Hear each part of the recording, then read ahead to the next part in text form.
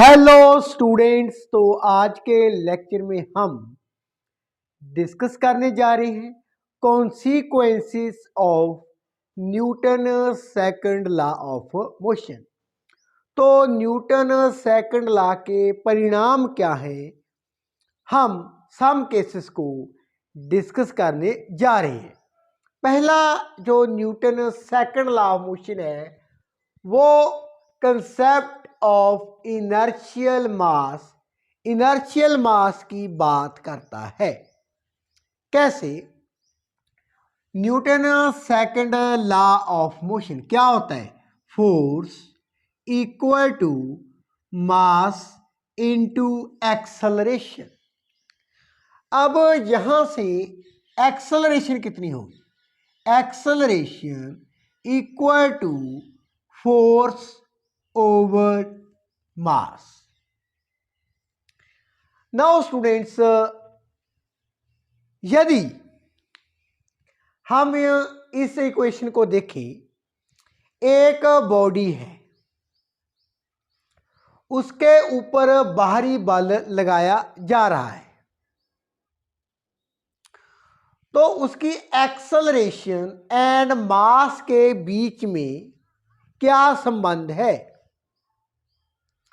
Acceleration inversely proportional to mass. यदि force को हम कांस्टेंट मानकर चलते हैं, जितना मास ज्यादा होगा उतनी एक्सेलरेशन क्या होगी? कम होगी। जितना मास कम होगा उतनी एक्सेलरेशन ज्यादा होगी। यदि मास ज्यादा है, एक्सेलरेशन क्या होगी? कम होगी। इस लॉ से हमें ये पता चलता है। अब आगे स्टूडेंट्स, एक्सेलरेशन क्या होती है? The rate of change of velocity with respect to time. Means यदि हम न्यूटन सेकंड लॉ को देखें, यदि ऑब्जेक्ट का बॉडी का मास ज्यादा हो तब उसकी एक्सेलरेशन क्या है? कम है। दैट मीन्स उसका जो वेग है, वेलोसिटी है, वो भी कम होगी when we apply external force. That means mass यहां पर क्या मेजर कर रहा है? मास कर रहा है बॉडी का इनर्शिया, उसे मेजर कर रहा है।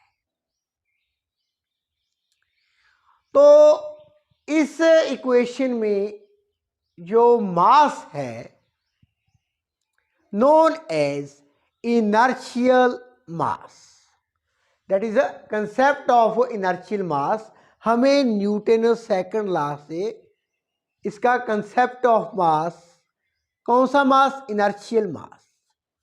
मीन्स जितना मास बॉडी का ज्यादा है उतनी एक्सेलरेशन क्या है? कम है। उतना ही वेलोसिटी में चेंज कम हो रहा है। That means body come move करती है जब हम एक्सटर्नल फोर्स अप्लाई करते हैं on a heavy body in comparison of light body. तो ये यहां से कंसेप्ट बनता है इनर्शियल मास का। इसे एक एग्जाम्पल के हेल्प के साथ हम अंडरस्टैंड कर लेते हैं। मान लेते हैं you are also looking on the screen, force applied on a body that is 10 Newton. Body A है, उसका मास है m1। बॉडी बी है, उसका मास है m2। स्टूडेंट्स, पहले केस में m1 मान लेते हैं, that is 10 kg and M2 5 kg। जो ए बॉडी है उसका मास कितना है 10 kg एंड जो बॉडी बी है उसका मास कितना है 5 kg। अब दोनों बॉडीज पर हमने 10 न्यूटन बाहरी बल लगा दिया। पहले केस में in case of body A, इसमें एक्सेलरेशन कितनी होगी? Acceleration equal to force 10 Newton, mass कितना है 10 kg, means 1 metre per second square acceleration है जब बॉडी का मास कितना था 10 kg। अब सेकंड केस की बात कर लेते हैं। In case of body B, यहां पर एक्सेलरेशन कितनी होगी? Force 10 newton and mass is 5 kg, acceleration equal to 2 metre per second square. तो एक्सेलरेशन किस केस में ज्यादा है? When mass is less. Second case में मास कम था, एक्सेलरेशन ज्यादा थी। दैट मीन्स जब बॉडी का मास ज्यादा होगा एक्सेलरेशन कम होगी, चेंज इन वेलोसिटी कम होगी। तो इससे हमें जो मास है हम इसको इनर्शियल मास बोलते हैं, because it measure the inertia. तो स्टूडेंट्स, इन दोनों केसेस को डिस्कस करने पर हमें क्या पता चलता है? पहले केस में मास ज्यादा था, बाहरी बल लगाने पर ऑन द बॉडी ए, इस बॉडी ने अपने में जो एक्सेलरेशन प्रोड्यूस हो रही है वो कम होने दी। वो क्या होने दी? कम होने दी। Acceleration means change in velocity कम हुई जब बाहरी बल लगाया जाता है ऑन द बॉडी ए। कितना बल था? 10 न्यूटन। मीन्स हैवी बॉडी ने जो बल लगाने उपरांत उसकी वेलोसिटी में और यू कैन से एक्सेलरेशन में चेंज होनी थी वो कम होने दी in comparison to body B जिसका मास कम था। तो मास यहां पर बॉडी का इनर्शिया को मेजर करता है, मापता है। इनर्शिया क्या होता है? The inability of a body to change its state by itself. तो जितना मास ज्यादा है उतनी एक्सेलरेशन कम है, उतनी उसकी वेलोसिटी में चेंज कम है।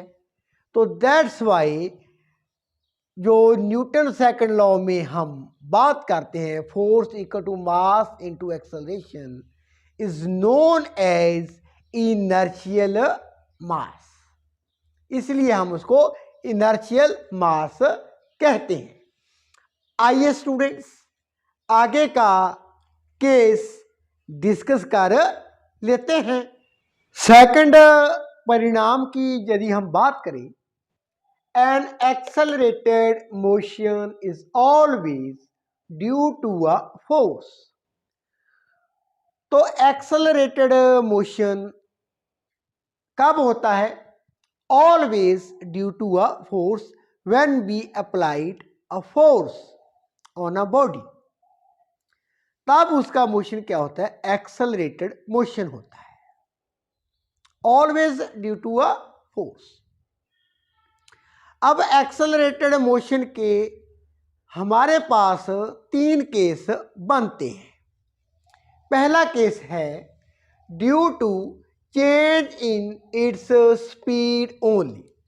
जैसे आप देख रहे हैं एक बॉल है moving with 5 metre per second in a straight line. एक बॉल सीधी लाइन में चल रही है। इस बॉल पर सम एक्सटर्नल फोर्स अप्लाई कर दी है। जैसे ही एक्सटर्नल फोर्स बाहरी बल को लगाया जाता है, अप्लाई किया जाता है ऑन द बॉल, इसकी अब स्पीड क्या है, वो क्या है, इंक्रीज हो जाती है। लेकिन दिशा नहीं चेंज होती। ऐसे बल लगाया जाता है बाहरी बल, ओनली इट्स स्पीड इंक्रीज हो जाती है। That means acceleration produced. तो ये तो था पहला केस। दूसरे केस में क्या है, due to change in direction of motion only. तो इसकी एग्जांपल हम यदि डिस्कस करें, मान लेते हैं एक ऑब्जेक्ट है moving in a circular path. तो जो ऑब्जेक्ट मूव करता है in a circular path with a constant velocity, you can say with a constant speed. अब जो फोर्स लगती है towards the centre, that is a centripetal force. लेकिन student, यहां पर जो डायरेक्शन है वो at each step, at each movement पर क्या है, चेंज होती जाती है। दिशा बदलती रहती है when the object is moving in a circular path।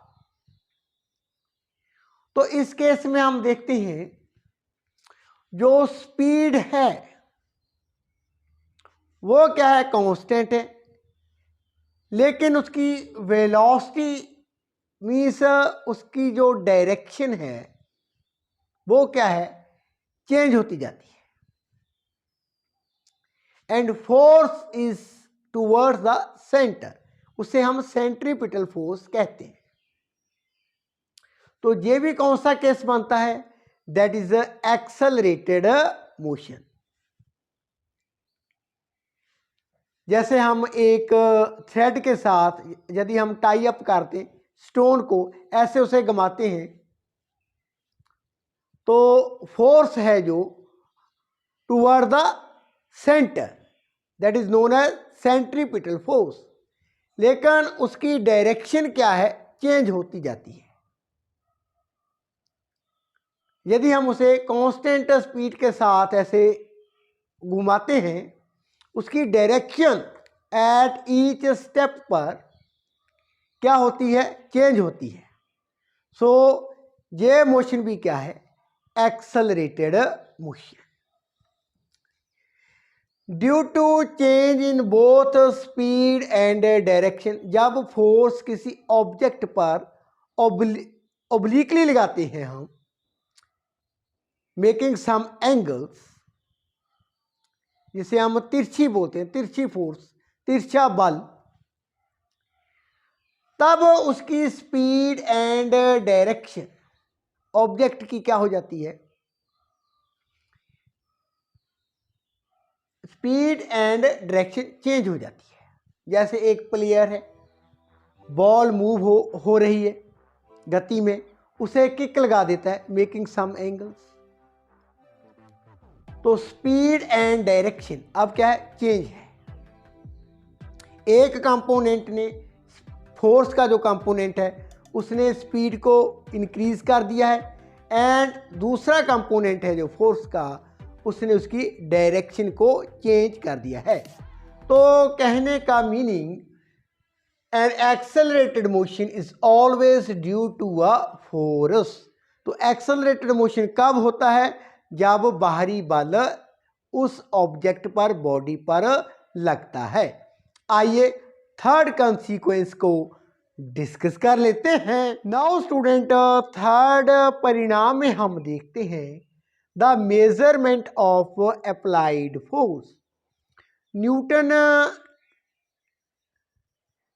का जो गति का सेकंड नियम है, दूसरा नियम, that is force equal to mass into acceleration.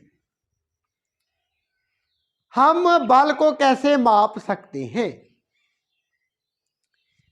मान लेते हैं एक बॉडी है जिसका मास कितना है, कैपिटल एम। अब यदि हमें एक्सेलरेशन ज्ञात हो, हम एक्सेलरेशन को कैसे ज्ञात करते हैं? Acceleration rate of change of velocity with respect to time. यदि हम वेलोसिटी को मेजर कर लेते हैं, कब? During the impact of force, जब बाहरी बल लगता है उतने समय में जितनी वेलोसिटी चेंज होती है वो क्या होती है? एक्सेलरेशन। दैट मीन्स यदि हमारे पास टाइम पीरियड ज्ञात है एंड चेंज इन वेलोसिटी हम ज्ञात कर लेते हैं, तब हमें एक्सेलरेशन ज्ञात हो जाती है। अब एक्सेलरेशन की वैल्यू हमें मालूम है, that means force equal to mass into acceleration. तो हम बल को माप सकते हैं उस बॉडी पर कितना बल लग रहा है। The measurement of applied force, तो न्यूटन का जो सेकंड लॉ है, force equal to mass into acceleration, ये हमें क्या इसे मालूम होता है कितना बल लग रहा है ऑन द बॉडी। यदि हम एक्सेलरेशन को क्या कर लेते हैं? फाइंड कर लेते हैं, एंड सेकंड हमें उस बॉडी का यदि मास ज्ञात हो। तो स्टूडेंट्स आइए लास्ट केस कंसीक्वेंस है जो न्यूटन सेकंड लॉ का, उसे डिस्कस कर लेते हैं। लास्ट परिणाम की मैं बात करने जा रहा हूं। The acceleration produced by a force in the motion of a body depends only upon its mass. अब न्यूटन का जो दूसरा नियम है बल का, force equal to mass into acceleration, acceleration equal to force over mass. यदि हम किसी बॉडी पर जो गति में है, जैसे इस केस में बॉल थी, उस पर बल लगा दिया जाता है by a player. Now it's present, अब की बल लगाने के पश्चात जो वेलोसिटी है वो इंक्रीज हो जाती है। पहले कितनी थी, अब कितनी है, इस पर एक्सेलरेशन है जो बॉल की बॉडी की, वो डिपेंड नहीं करती, इट्स इंडिपेंडेंट। द प्रीवियस जो वेलोसिटी थी एंड बल के पश्चात, बल लगाने के पश्चात जो वेलोसिटी है उस पर डिपेंड नहीं करती acceleration. Acceleration depends only on the mass. Mass कितना है एंड बल कितना लगाया जाता है। तो acceleration produced by a force in the motion of a body depends only upon its mass। तो मास पर डिपेंड है, पहले वेग कितना था, बल लगाने के पश्चात वेग कितना है, उस पर एक्सेलरेशन क्या है डिपेंड नहीं करती। It depends on the mass, mass कितना है उस पर एक्सेलरेशन डिपेंड करती है जब हम बाहरी बल लगाते हैं। तो स्टूडेंट्स ये तो थे some consequence of Newton second law. In the coming video, I will be explain Newton third law of motion and its applications. If you have any question regarding this topic, you can ask me in the comment box. Channel को subscribe कर दीजिए, video को share कर दीजिए। Thank you so much for watching.